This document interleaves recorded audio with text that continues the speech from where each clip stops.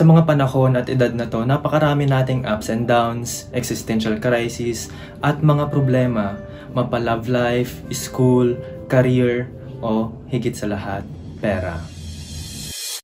Itong edad natin na 13 hanggang 23 years old, ang isa sa pinaka-importanteng phase ng buhay natin. Isipin natin sa 10 years na yan, grabe, napakaraming pwedeng mangyari. This phase ng buhay mo is what will make or break your future. Kaya naman kung ikaw ay isang teenager hanggang young adult, pakinggan mo ng maigi ang mga sasabihin ko. Kasi naman dito sa channel natin na Fordcast, magkakaroon tayo ng heart-to-heart talk tungkol sa love life, school, career, psychology, at iba pa. Kaya naman kung feeling mong nasa rock bottom ka, o feeling mo nakaista ka sa isang nakaka-depress na sitwasyon, nandito ako at ang community natin para magsilbing ilaw at gabayan ka upang malampasan mo na ang mga problema mo. So long story short, nung teenager pa ako, napaka-clueless ko kung ano yung mga pwedeng mangyari sa mundo. Diba parang nakaka-overwhelm kasi ang daming pasikot-sikot, lalo na pag high school at college. Marami kang tao na makikilala. Ang iba ay makakasama mo habang buhay, samantalang naman ang iba ay maghihiwalay ng landas. At minsan naman ay meron kang mga tao na kailangang i-cut off. Marami ding drama na magaganap sa phase na to.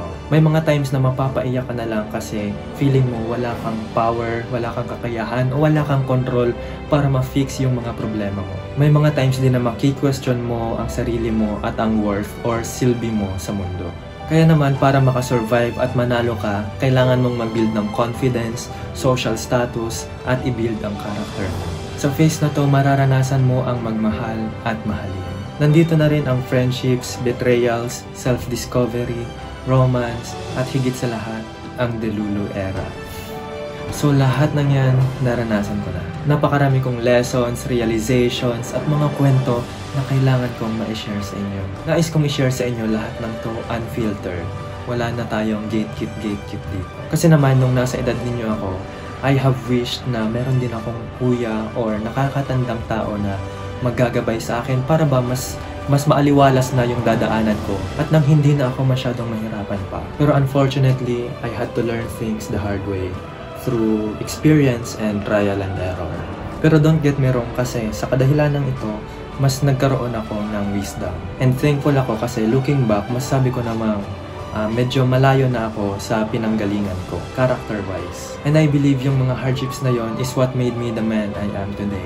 So ginawa ko tong YouTube channel na to para makapag-establish tayo ng community para sa mga teenagers at young adults na kagaya natin. Isipin na lang natin na kuya mo ako, nasasamahan at gagabayan ka sa journey mo. At yung kuya na pwede mong matanong tungkol sa mga bagay-bagay.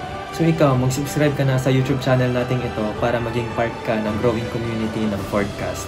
So buksan natin ang unang pahina ng bagong journey natin by watching this video. So importanteng malaman mo ang about dito kasi madadala o magagamit mo to sa pang-araw-araw mo na interactions with other people. So thank you kasi sinamahan mo ako hanggang dito sa dulo ng video na to. So kita-kits tayo sa next video natin.